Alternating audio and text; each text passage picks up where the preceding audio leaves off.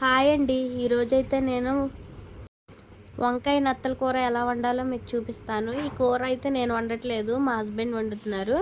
ముందైతే stove on చేసుకుని ఒక కడాయి పెట్టుకోండి. కడాయి వేడైన తర్వాత 3 టేబుల్ స్పూన్లు ఆయిల్ పోసుకోవాలి. ఆయిల్ కూడా వేడైన తర్వాత ఒక పెద్ద ఉల్లిపాయ 3 పచ్చిమిరపకాయలు కట్ చేసుకుని వేసుకోవాలి. ఇవి మంచిగా ఫ్రై అవ్వాలి. ఇందులోనే చిటికెడు పసుపు వేసుకోండి. ఇది గోల్డెన్ బ్రౌన్ కలర్ అవ్వాలి. అయిన తర్వాత 2 టేబుల్ స్పూన్లు అల్లం వెల్లుల్లి పేస్ట్ వేసుకోవాలి. ఇది కూడా మంచిగా ఫ్రై అవ్వనివ్వాలి. నత్తలు తింటే హెల్త్కి చాలా మంచిది.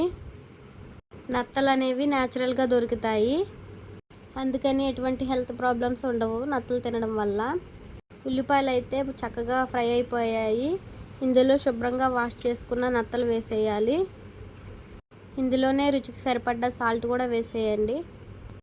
ఇవైతే కొద్దిసేపు ఉడకనివ్వాలి. మూత తీసుకుని ఒకసారి తిప్పుకోవాలి.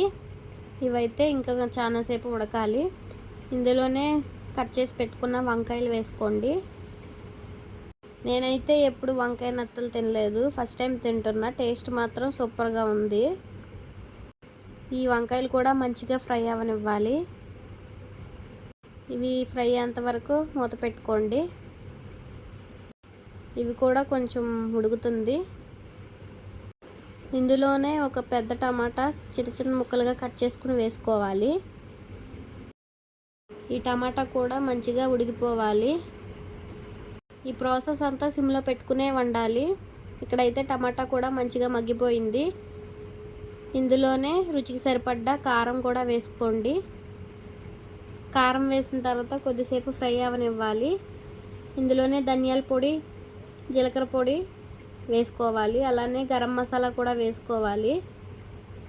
కొద్దిసేపు మూత పెట్టుకుని ఉడకనివ్వండి.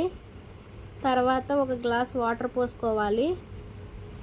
దీన్నైతే సిమ్లో పెట్టుకునే ఉడకనివ్వాలి. ఇప్పుడు మూత తీసి చూస్తే కూర చక్కగా ఉడికిపోయింది. ఇందులోనే కొద్దిగా కొత్తిమీర కూడా వేసుకోవాలి. అంతేనండి, సింపుల్ అండ్ టేస్టీ నత్తల వంకాయ కూర రెడీ. మీలో ఎంతమంది నత్తలు తింటారో కామెంట్ చేయండి. ఇక్కడైతే మా హస్బెండ్ టేస్ట్ చూసి చెప్తారు ఎలా ఉందో కూర. చెప్పేది